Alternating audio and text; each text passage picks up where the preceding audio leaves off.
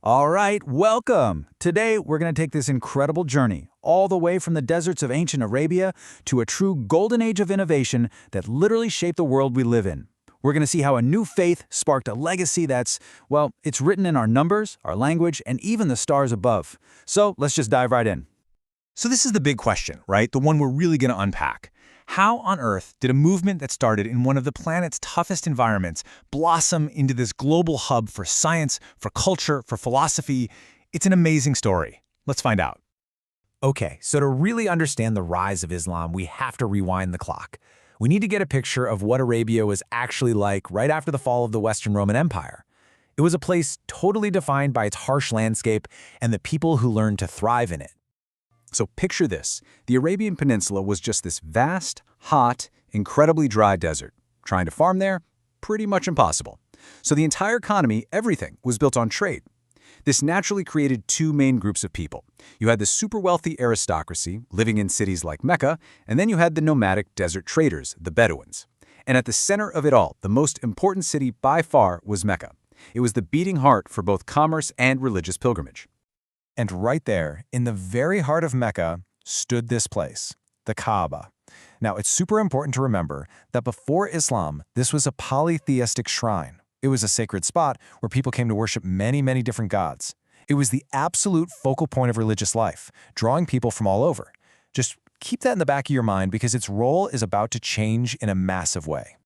And that massive change starts right here. This is the beginning of a new monotheistic faith, one that would first unify this entire region and then spread across the world. The central figure in this whole story is Muhammad. He was a merchant from Mecca, and according to Islamic tradition, he started receiving revelations directly from God. These divine messages were then recorded, and they became the Quran, which is the holy book of Islam. And its core message was a radical one for the time and place, the worship of one and only one all-powerful God.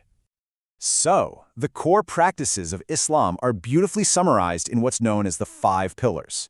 First up, you have the Shahada. That's the declaration of faith in one God. Then, daily prayer, 5 times a day.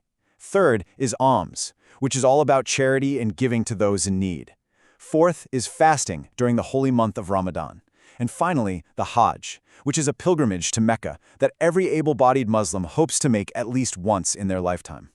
Now, after Muhammad's death in 632, the big question was, who's in charge now?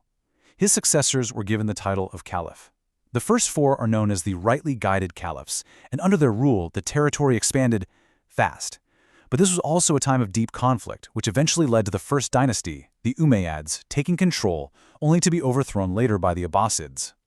And that question of succession, of who should lead, created the single biggest split in Islam, a division that's still with us today. On one side, you have the Sunni. They believe the community should pick the most qualified person to be the next caliph. On the other side, you have the Shia, who are adamant that leadership had to stay within the Prophet's own family, his direct bloodline. What started as, a political fight over leadership grew into this profound and lasting religious divide. Okay, so let's fast forward to the Abbasid Caliphate. They're the ones who defeated the Umayyads and moved the capital to a brand new, magnificent city, Baghdad. And under their rule, the Islamic world didn't just flourish, it exploded into a true golden age. We're talking about an unbelievable era of intellectual and cultural achievement, all powered by political stability, incredible wealth from trade, and a culture that really truly valued knowledge. I mean, the explosion of knowledge during this time is just mind-blowing. Scholars developed a whole new branch of math they called algebra. Yep, you guessed it, we call it algebra. They perfected incredible tools like the astrolabe, which let you navigate using the stars. They took a revolutionary new number system from India and ran with it.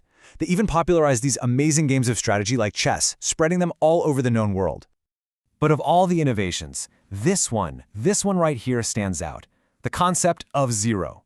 It was adopted from the Indian numeral system, and the idea of zero as an actual number was a total game changer. I mean, it made complex math possible. It laid the foundation for, well, all of modern mathematics.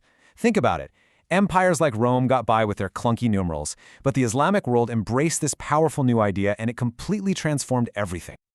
And the art from this period? It also flourished, but with this really unique characteristic. To avoid the sin of making idols, Islamic art traditionally doesn't show people or animals. So what did they do instead? Well, artists became absolute masters of complex geometric patterns, beautiful flowing Arabic calligraphy, and these intricate floral designs we call arabesque. And the influence of Islam stretched for thousands and thousands of miles. I mean, just listen to the story of Mansa Musa. He was the king of the West African Empire of Mali. And when he made his Hajj to Mecca in 1324, his journey became legendary. Why? Because he brought so much gold with him and gave so much of it away that he literally caused massive inflation and wrecked the economies of cities like Cairo for years to come. It's just a wild example of how faith and trade were connecting the most distant corners of the world. But, as we all know, no empire and no golden age last forever.